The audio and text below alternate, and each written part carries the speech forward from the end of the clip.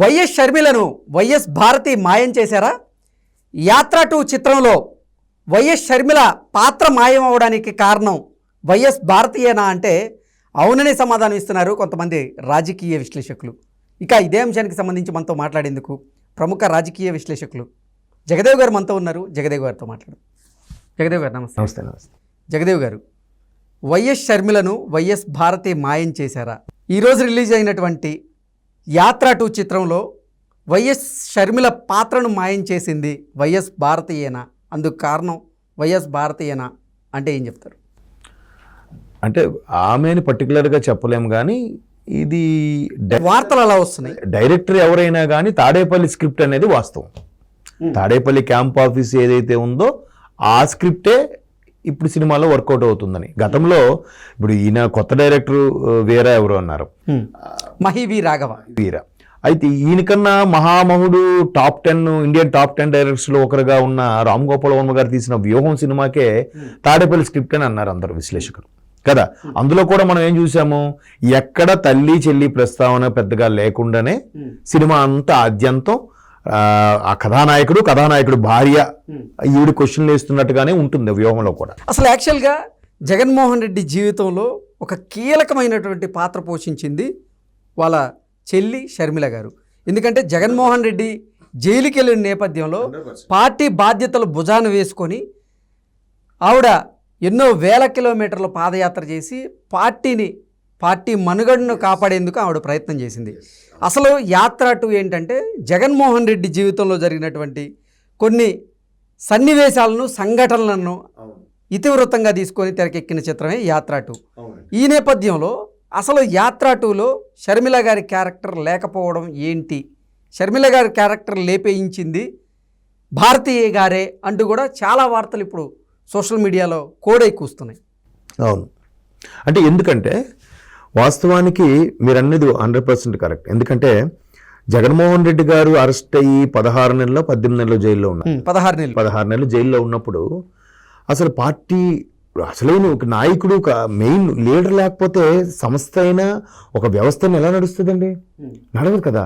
అటువంటి దాన్ని అంతవరకు తండ్రి చాటు బిడ్డగానో భర్త చాటు ఇల్లాలుగానో ఉన్న షర్మిల గారు రాజకీయ నేపథ్యం ఉన్న కుటుంబం అయినప్పటికీ కూడా రాజకీయాలతో సంబంధం లేదు. ఎప్పుడు ఆవిడ ముఖ్యమంత్రి రాజశేఖర రెడ్డి గారు ఉన్నప్పుడు కూడా ముఖ్యమంత్రి కూతుర్నని కానీ ఎప్పుడు ఆవిడ ఏ సభలకి సమావేశాలు కూడా ఎట్టినైనా మనం చూడలే అప్పట్లో.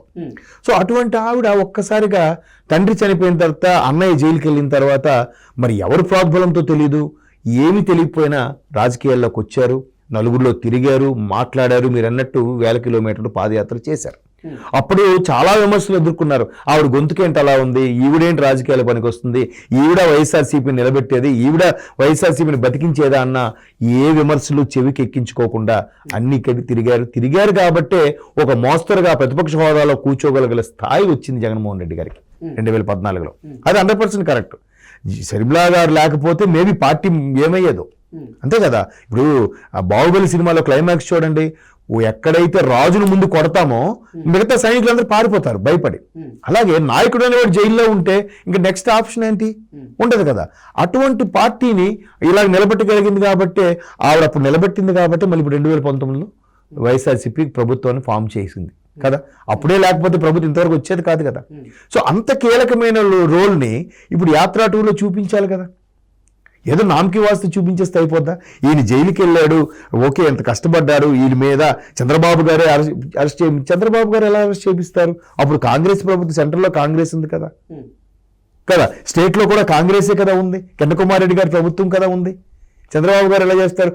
చంద్రబాబు గారే తన పార్టీలో ఉన్నటువంటి కొంతమంది నాయకులతో అంటే అవును, అది కూడా నేను దానికి కూడా చెప్తాను. ఇప్పుడు ఎర్రన్నాయుడు గారు ఒక స్టేట్మెంట్ ఇచ్చారని, ఇప్పుడు లేరు చనిపోయారు అనుకోండి, శ్రీకాకుళం ఎంపీ లేఖ రాయించారు, ఒక కేసు నమోదు చేసేలాగా. అది ఎప్పుడు రాజకీయ పరంగా విమర్శలు వస్తున్నప్పుడు మీ మీద ఇన్ని కేసులు ఉన్నాయి, మీరే ఎలా తిరుగుతారు అన్నట్టు విమర్శ చేస్తే చంద్రబాబు నాయుడు గారే వీళ్ళతో చేయించారు కాంగ్రెస్ అంటే చంద్రబాబు నాయుడు గారు ఏం చెప్తే సోనియా గాంధీ అది వింటారా?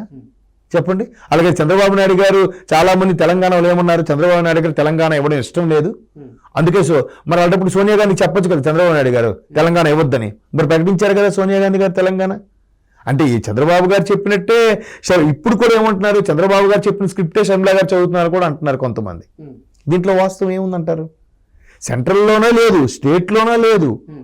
పవర్ లేనప్పుడు ఆ వ్యక్తి ఎలా చేయించగలుగుతాడు? పోనీ ఇన్ కేసు ఈయన లేఖ రాయించినంత మాత్రాన వాళ్ళు వినేస్తారా? వాళ్ళ రాజకీయ ప్రయోజనాల కోసం కాకపోతే వాళ్ళు కాంగ్రెస్ వాళ్ళు అలా చేయించి ఉంటారా? ఆలోచించండి ఒకసారి. సరే, అయింది. మొత్తానికి అంత ఇబ్బంది పడినా ఆయన జైల్లోకి వెళ్ళారు, లేదా బయటకు వచ్చారు, సానుభూతితోనో మొత్తానికి గెలిచారు, ఏదో అయింది. అలా పార్టీని నిలబెట్టింది, ఆమెకు ఆ స్థాయికి తీసుకొచ్చింది షర్మిలా గారు కదా, మరి ఆమెను ఉంచాలి కదా. చంద్రబాబు గారిని దుర్మార్గంగా చూపించారు, ఓకే. చంద్రబాబు చేసిన ప్లాన్ వల్లే జగన్మోహన్ రెడ్డి ఆపసోపాలు పడ్డారు, అష్ట కష్టాలు పడ్డారు అన్నారు, ఓకే. మరి షర్మిలా గారు ఎంత సపోర్ట్ ఇచ్చారు కదా. తల్లి విజయమ్మ గారు కూడా చాలా ఇబ్బంది పడ్డారు కదా. విజయమ్మ గారి పాత్రని అద్భుతంగా జోయించారంట, కానీ షర్మిల గారి పాత్ర లేదు, నారా లోకేష్ గారి పాత్ర లేదు, జనసేనాని పవన్ కళ్యాణ్ గారి పాత్ర లేదు. ఇలా చాలామంది పాత్రలు ఈ సినిమాలో లేవు.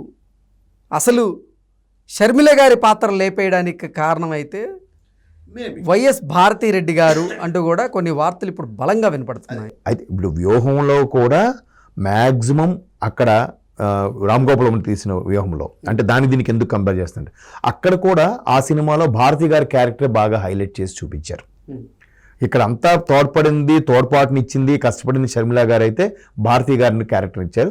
సేమ్ ఇప్పుడు కూడా తాడేపల్లి క్యాంప్ ఆఫీస్ స్క్రిప్టే కాబట్టి ఈ సినిమాలో కూడా భారతి గారు లేదంటే తాడేపల్లి క్యాంప్ ఆఫీస్ ఇచ్చిన సూచనల మేరకు కేవలం జగన్మోహన్ రెడ్డి గారు భారతిరెడ్డి గారు హైలైట్ అయ్యేలాగే చూపించారు. అది తీపించేసింది భారతిరెడ్డి గారా ఎవరో తెలియదు, కానీ స్క్రిప్ట్ మాత్రం తాడేపల్లి క్యాంప్ ఆఫీస్ అన్నట్టుగా చాలా మంది టీడీపీ శ్రేణులు అదే చెప్తున్నారు, వైసీపీ శ్రేణులు కూడా అదే మాట్లాడుకుంటున్నారు. మాకు కావాల్సింది ఇప్పుడు ఈ టైంలో జగన్మోహన్ రెడ్డి గారి మీద హైప్ కావాలి, సానుభూతి క్రియేట్ అవ్వాలి, అందుకు ఆ సినిమా తీశారు. వీళ్ళకి ధీటుగా రేపొద్దున వాళ్ళు కూడా తీస్తున్నారుగా, క్యాపిటల్ ఫైల్స్ ఏదో సంథింగ్, అమరావతి క్యాపిటల్ ఫైల్స్ అని ఏదో తీస్తున్నారు.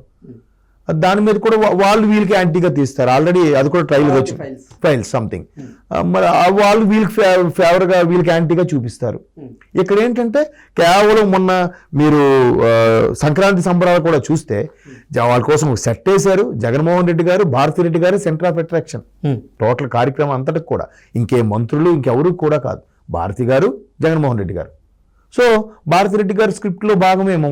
ఇంతకుముందు మనం అనుకున్నట్టుగా బ్రదర్ అనిల్ గారు షర్మిలా గారికి సపోర్ట్ చేసి మాట్లాడుకుంటున్నప్పుడు భారతి గారు భర్త కోసం ఏమైనా చేస్తారు.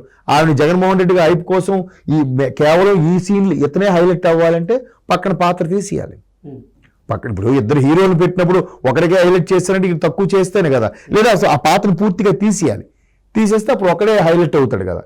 ఖచ్చితంగా ఇప్పుడు మళ్ళీ షర్మిలా గారి గురించి చూపించారనుకోండి, షర్మిలా గారిని చూపిస్తే షర్మిలా గారు ఎందుకు ఇప్పుడు పక్క రాష్ట్రం కలిపారు, షర్మిలా గారికి ఎందుకు గౌరవ పదం ఇవ్వలేదు, షర్మిలా గారు మీ నుంచి బయటికి ఎందుకు వెళ్ళిపోవాల్సి వచ్చింది, ఇలాంటి క్వశ్చన్స్ వస్తాయి కదా. వస్తే అప్పుడు మళ్ళీ వీళ్ళకే కదా ఇబ్బంది. అందుకే పాత్ర తీస్తారనుకోండి, ఇంకేం దానికోసం సెపరేట్గా స్క్రిప్టే రాయక్కర్లే, ఆమె కోసం సెపరేట్గా డైలాగులు ఏం చెప్పక్కర్లే. మళ్ళీ చూసే ప్రేక్షకుడికి అరే కరెక్టే కదా, షర్మిలమ్మ ఎంత బాగా హెల్ప్ చేస్తే కనీసం అన్న పట్టించుకోలేదని ఫీలింగ్ రాకుండా ఉండడం